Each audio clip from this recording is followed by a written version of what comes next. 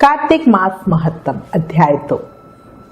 कार्तिक मास महत्तम के प्रथम अध्याय में हमने ब्रह्मा जी के व्रत का विधान और कार्तिक मास का महत्व जाना था। अब इस दूसरे अध्याय में कार्तिक स्नान कैसे करें के विषय में जानकारी लेंगे। शुरू करते हैं। प्रभु मुझे सहारा है तेरा, जग के पालनहार, कार्तिक मास महत्तम की कथा करूं विस्तार। ब्रह्मा जी के श्रीमुख से कार्तिक मास का महत्व सुनकर प्रसन्न होकर नारद जी ने पूछा, हे पितामह, कार्तिक स्नान की विधि क्या है?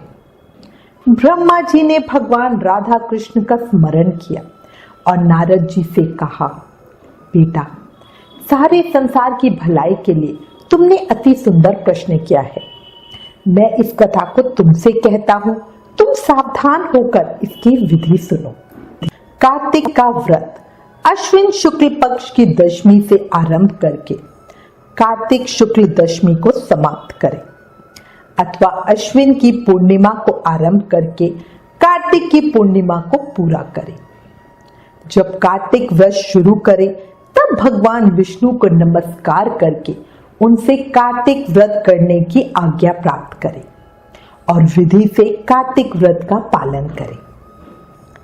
व्रती मनुष्य प्रातः काल ब्रह्म मुहूर्त लगभग 4 बजे में उठकर शौच आदि से निवृत्त होकर 12 अंगुल लंबी सुगंधित वृक्ष की दातुन करे।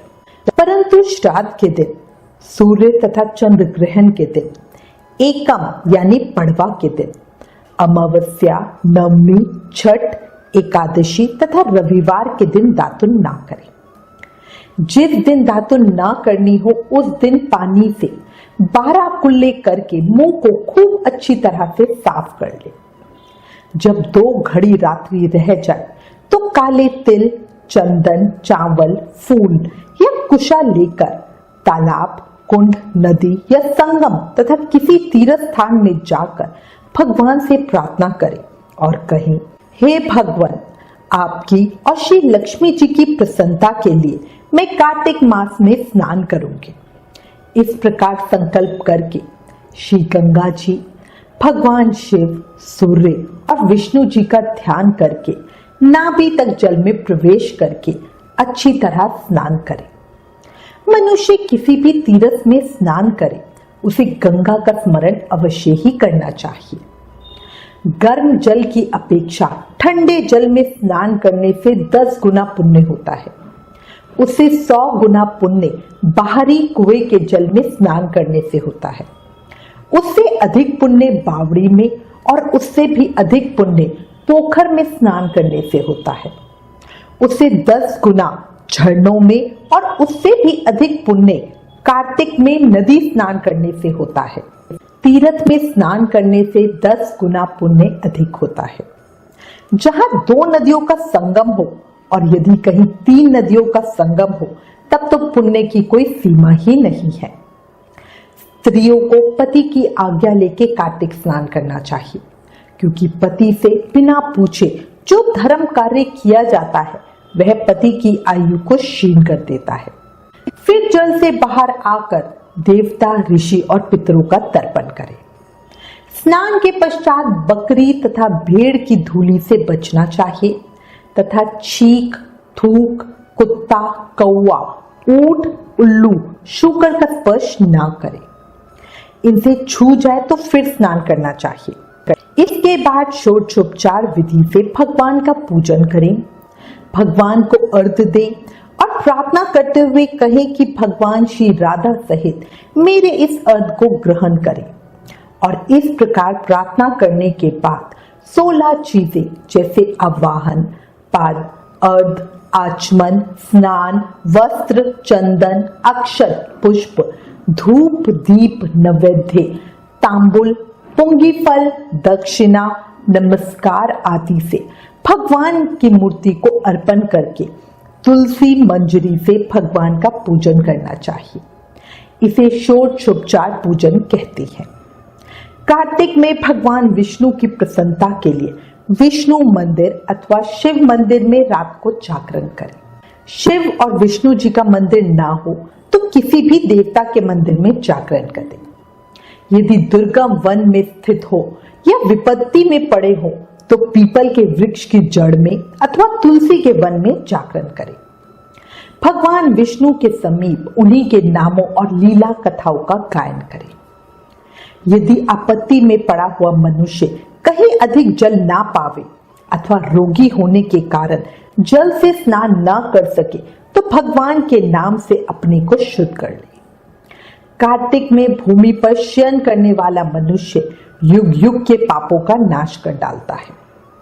जो कार्तिक मास में भगवान विष्णु के आगे अरुणोदय काल में जागरण करता है और नदी में स्नान, भगवान विष्णु की कथा का श्रवण, वैष्णवों का दर्शन तथा नित्य प्रति भगवान विष्णु का पूजन करता है, उसके पितरों का नरक से उद्धार हो जाता है। हे नारद, कार्तिक मास में प्रातः काल स्नान करें और प्रतिदिन अपनी शक्ति के अनुसार ब्राह्मणों को अन्न दान दें, क्योंकि सब दानों में अन्न दान ही सबसे बढ़कर है। अन्न से ही मनुष्य जन्म लेता है और अन्न से ही बढ़ता है। अन्न को समस्त प्राणियों का प्राण माना गया है। अन्न दान करने वाला पुरुष संसार में सब कुछ देने वाला और संपूर्ण यज्ञों का अनुष्ठान करने वाला है। देव ऋषि, जो मनुष्य कार्तिक मास में प्रतिदिन गीता का पाठ करता है, उसके पुण्य फल का वर्णन करने की शक्ति मुझ में नहीं है। गीता के समान कोई शास्त्र ना तो हुआ है और ना होगा। गीता के एक अध्याय का पाठ करने से मनुष्य घोर नरक से मुक्त हो जाते हैं। ब्रह्मा जी कहते हैं कि हे नारद, तुलसी की मंजरी सहित भगवान शालग्राम का जो एक बूंद चरणामृत का पान करता है, वो ब्रह्म हत्या आदि बड़े बड़े पापों से मुक्त होकर वैकुंठ को प्राप्त हो जाता है। जो भगवान शालग्राम की मूर्ति के आगे अपने पितरों का श्राद्ध करता है, उसके पितरों को वैकुंठ प्राप्ति होती है। जो भगवान शालग्राम की मूर्ति दान करता है, उसको समस्त पृथ्वी के दान का फल मिलता है। परंतु शालग्राम की मूर्ति बेचनी नहीं चाहिए। जो श्री विष्णु जी का पूजन कमल के पुष्पों से, लक्ष्मी जी का मालती और चंपा के पुष्पों से करता है, वह भगवान के परम पद को प्राप्त हो जाता है। और जो भगवान की अति प्रिय तुलसी से पूजा करता है, उसकी महिमा कोई भी नहीं कह सकता। वह कभी माता के गर्भ में फिर नहीं आता। तुलसी माला धारण किए जिनकी मृत्यु हो जाए, वह सीधा बिना किसी बाधा के वैकुंठ धाम को जाता है। तुलसी की छाया में पितरों का श्राद्ध करने से पितरों की अक्षय तृप्ति होती है। तुलसी का सिंचन गंगा, यमुना तथा नर्मदा के स्नान के तुल्य हो जाता है।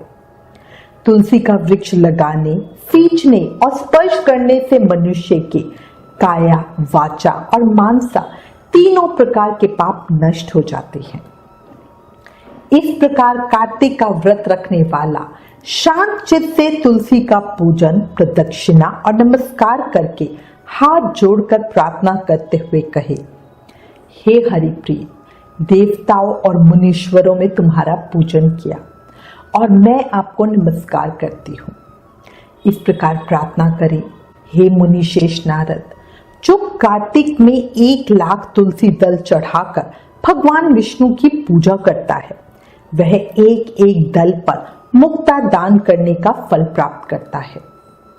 जो भगवान के श्री अंगों से उतरी हुई प्रसाद स्वरूपा तुलसी को मुख में, मस्तक पर और शरीर में धारण करता है, वह मनुष्य संपूर्ण रोगों और पापों से मुक्त हो जाता है। जो मनुष्य आंवले के पत्ते और फूलों से भगवान का पूजन करता है या आंवले के वृक्ष के नीचे बैठ के भगवान का पूजन करता है, उसको सोने के फल और पुष्पों का फल प्राप्त होता है।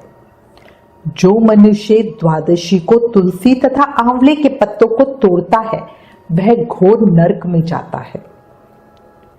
जो मनुष्य कार्तिक मास में आंवले के फल, तुलसी और गोपी चंदन की माला धारण करता है, वह जीवन मुक्त हो जाता है। इस प्रकार व्रती पुरुष भोजन करा के चंदन, पुष्प, पान और दक्षिणा देकर ब्राह्मणों को प्रसन्न करे। सारे मास भूमि पर शयन करे, ब्रह्मचार्य का पालन करे, पत्तल में एक समय भोजन करे, मौन व्रत धारण करे, वह शूरवीर और क्रांतिमान होता है। जो एक समय भोजन करता है वह भी आंवले के पेड़ के नीचे बैठकर उसके 1 वर्ष के सभी पाप नष्ट हो जाते हैं। कार्तिक मास महत्तम अध्याय 2 समाप्त। कल कार्तिक महामहत्तम के अगले अध्याय को सुनेंगे।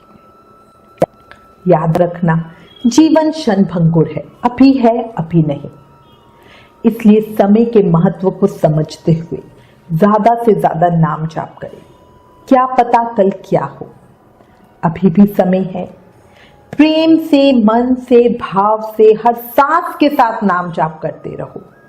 हरे कृष्ण कृष्ण कृष्ण हरे हरे, हरे राम राम राम हरे हरे।